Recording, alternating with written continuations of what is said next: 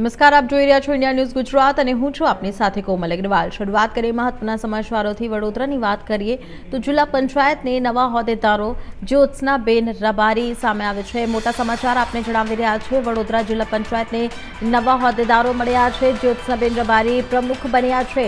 મોટા સમાચાર આપને જણાવી રહ્યા છે। ઉપપ્રમુખ તરીકે નિયુક્તિ જે કરવામાં આવી છે કેરવીબા કમલેશભાઈ પટેલની કરવામાં આવી છે। કેરવીબા વાઘેલાને નવી જવાબદારી સોંપવામાં આવે છે। મોટા સમાચાર આપને જણાવી રહ્યા છે। ભાજપની બહુમતી વચ્ચે બિનહરીફ વરણી કરવામાં આવી છે।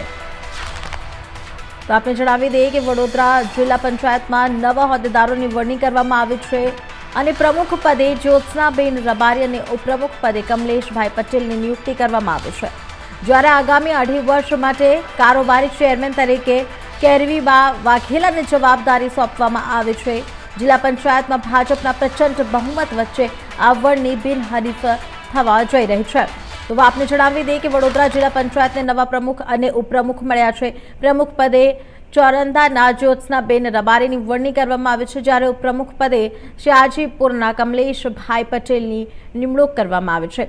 સાથે સાથે આગામી 2.5 વર્ષ માટે કારોબારી ચેરમેન તરીકે કેરવીબા વાઘેલાને જવાબદારી સોંપવામાં આવી છે।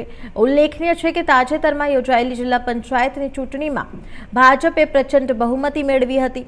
કુલ 34 બેઠકોમાંથી ભાજપના ખાતામાં 32 બેઠકો ગઈ હતી, જ્યારે કોંગ્રેસને માત્ર 2 બેઠકોથી સંતોષ માનવો પડ્યો હતો।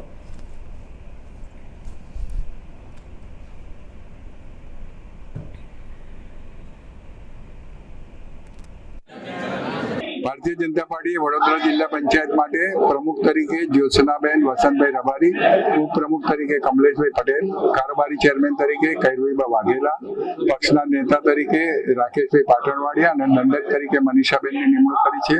અને આગામી સમયમાં જિલ્લા પંચાયતમાં સમગ્ર અમારી જિલ્લા પંચાયતની ટીમ વિકાસના કામોને વેગ આપશે, પ્રામાણિક વહીવટ આપશે અને સમગ્ર દેશમાં આદરણીય વડાપ્રધાન નરેન્દ્રભાઈ મોદી સાહેબ અને ગુજરાતમાં ભૂપેન્દ્રભાઈ પટેલ સાહેબે વિકાસની જે કામ કર્યા છે એને આગળ વધારવા આ અમારી ટીમ।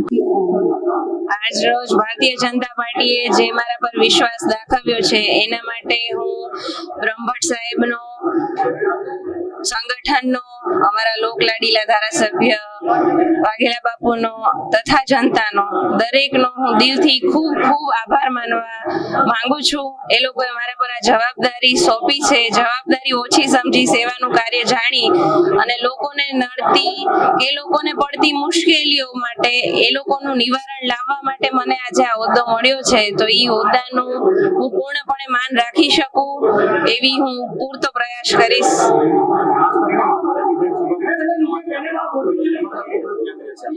વાઘોડિયા વિધાનસભામાંથી અત્યારે જે તકલીફો પડી રહી છે, ઘણી જગ્યાએ રોડની તકલીફ છે, ઘણી જગ્યાએ પાણીની તકલીફ છે, ધીમે ધીમે અમારા ધારાસભ્ય શ્રી એનો પૂરતો પ્રયાસ રહે છે કે એ દરેકે દરેક મુશ્કેલીઓનું નિવારણ લાવી જ રહ્યા છે। તો હજી જે જગ્યાએ જે મુશ્કેલી પડી રહી છે એ જગ્યાએનું નિવારણ લાવવાનો પ્રયત્ન અમે લોકો સાથે મળી અને કરીશું।